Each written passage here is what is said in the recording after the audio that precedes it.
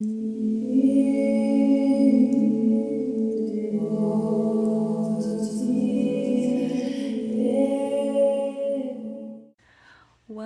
welcome, welcome, my dear Silvertree Seeds. This is Silvertree here, and happy full moon. This is yet another reading, and I do apologize beforehand that this reading is a bit late. I will do my very best to be on time for that. I was also a little late to the Wednesday reading for this week as well, so I apologize. I'll get this out as soon as possible. So, the title of this is called Under the Iron Sea. Now, initially when I just pulled this, I said, wow, okay, what am I going to talk about? What's going to come up? But I immediately started feeling having this feeling of needing to talk about the issues, like the human collective, what's happening on a social grand scale, with us as a species, as beings having a human experience. Now, what's under the Iron Sea.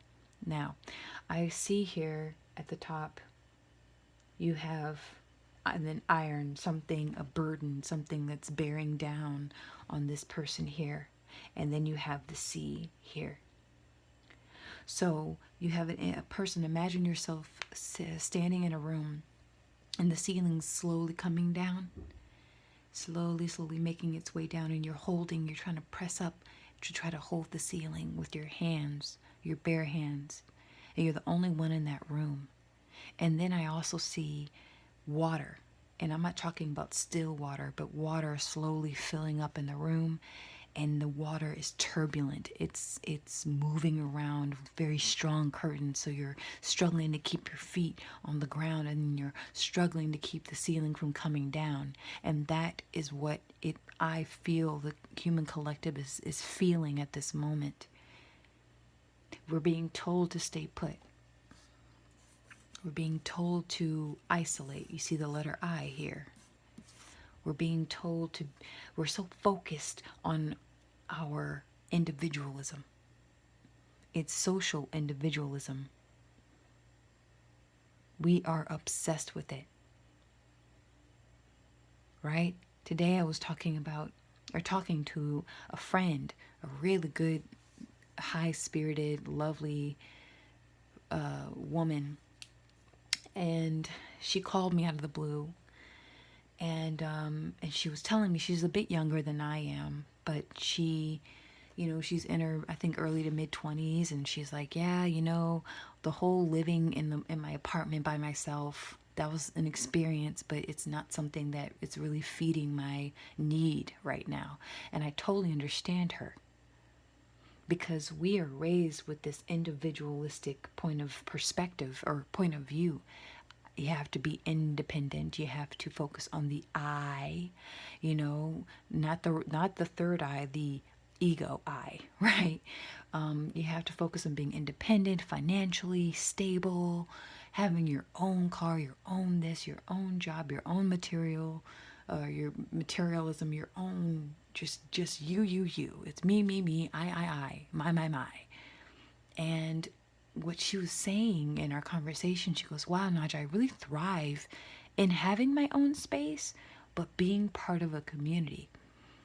But this whole push, like society, the governments at B, or the entity that I like to call them, they want us to keep pushing up on that ceiling that's coming down on us, telling us to stay put.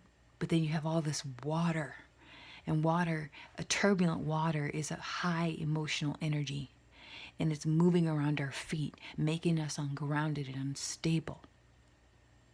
That is the Iron Sea.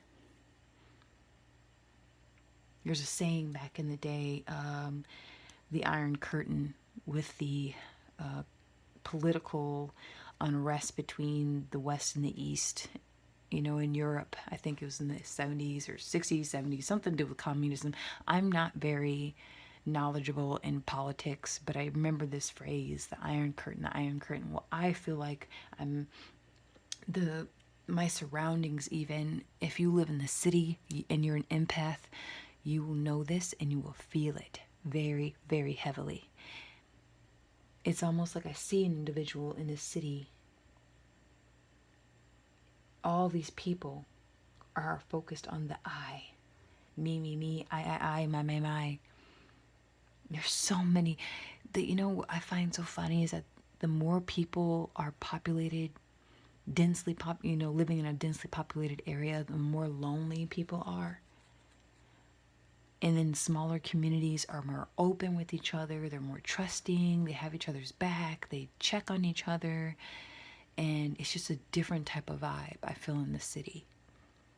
Everyone's so focused on their safety, their status, their success. Safety, status, success. So are you living in a nice home? Are you safe from the thuggy thugs out there? Right? Status. What type of career? What's your career? Are you living in the good side of town? Success. Are you successful at what you do? There's so much pressure. So there's pressure and emotional turmoil.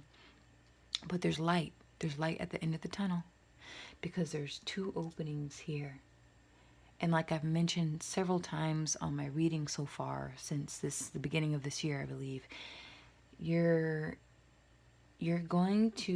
people are going to have to make decisions. They're going to be forced to make decisions. I have to choose to make a decision. I don't want to be forced to make one. You never ever want to find yourself in a position where you're having to be forced or having to make one without any clear intention and no direction because you avoided your inner knowing,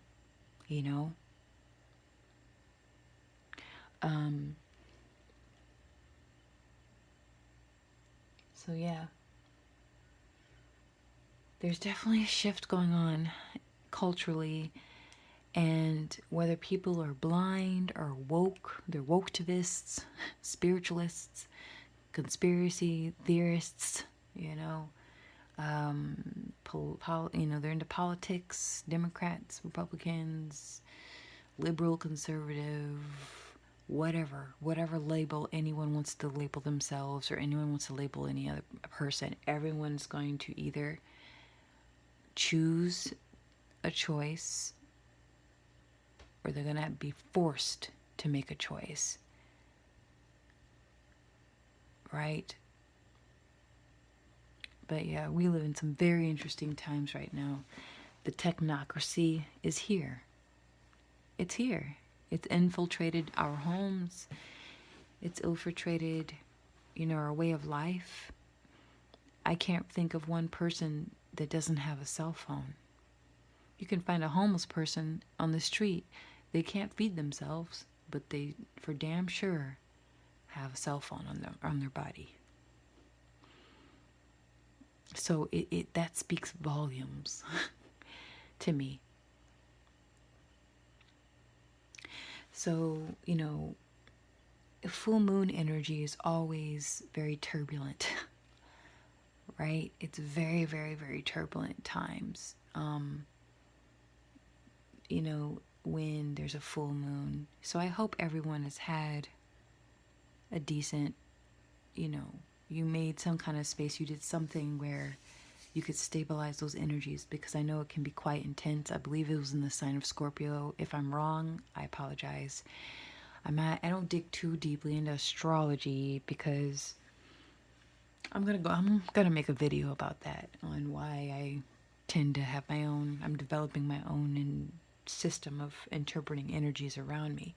Astrology is by far one of the most beautiful ways of, studying the maps, because that's all it is. Astrology is a map. Crystal work is a map. Meditation is a map. Everything can be used. It's a tool. That's all it is. It shouldn't be anything more, anything less than that. But back to this rune. So How to stabilize yourself in a turbulent sea. Ride the wave. Don't fight against the current. You flow with it. Well, Naja, how do I deal with the ceiling that keeps pressing on me, on my head? What do I do? Where do I go? And that is I can't tell you the answer on how to deal with that. And what I mean by ceiling, I mean pressures of life. A stressful marriage, a job that's not working out right, or you feel like you're stuck in it and you just feel the pressure of it all. But tap into the wave. Water is very powerful because you're one drop away from, dying of thirst, and you're one drop away from drowning. So it is so powerful. All elements are powerful, and water is one powerful element. It sustains us, but it can also destabilize. So don't fight the currents that you feel at this moment. Swim with them. Ride out with the tide. I think it's called riptide. I know in Lake Michigan, unfortunately, when growing up, you'd hear adults or kids would get stuck out there and there's a riptide and just rips them way out in the lake and they end up, not making it and they die. They transition and, their parents try to go out there to get them and then they get caught too. It takes everybody out because everyone tries to swim back, and the harder that they swim, they lose energy, right? They overexert themselves, and then they have nothing left, and they just perish. And that's what happens when you fight and when you go against something. You best believe you're going to feel it. You're going to feel when you try to resist it. It persists, right? So, be the water. Be water, my friend, as Bruce Lee would say. Or I think he did say that. It's a quote. Be water, my friend. Be the water. And, you never know, because that wave might take you out, take you away and rip you away from that ceiling that's coming to crash down on you. So be the water. This scorpionic energy is it's very potent. I came through the Scorpio gate. That's what I call the zodiac. They're gates, nothing more, nothing less. People get really caught up in like, oh my gosh, like my personality is this. I'm an Aries or I'm a Pisces or I'm a Taurus. I'm like, no, you have these energetic characteristics, but that you're way more.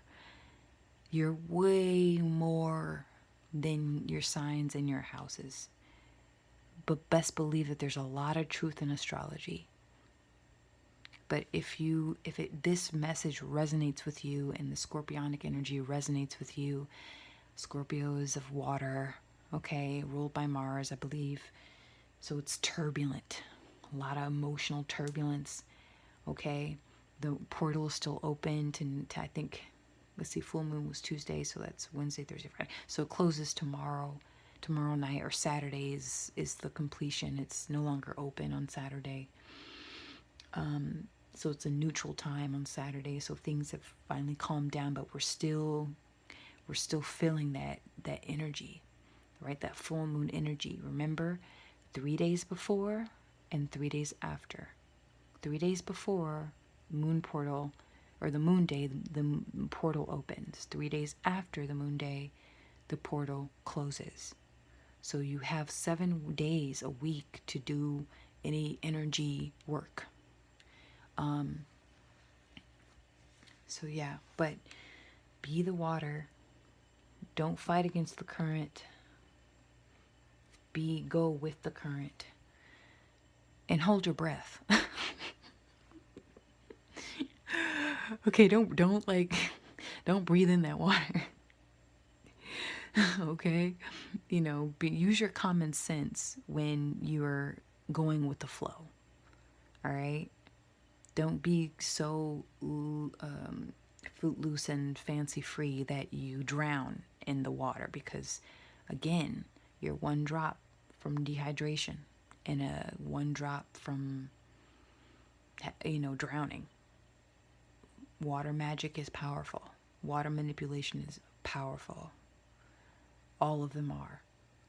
Fire, wind, earth energies are, there's nothing to play around with. Alchemy is a powerful thing. But you must know and understand that you are all, and all is you. Also, another thing that will help you with the ceiling that's coming crashing down on your head, the pressure that you feel from your daily life.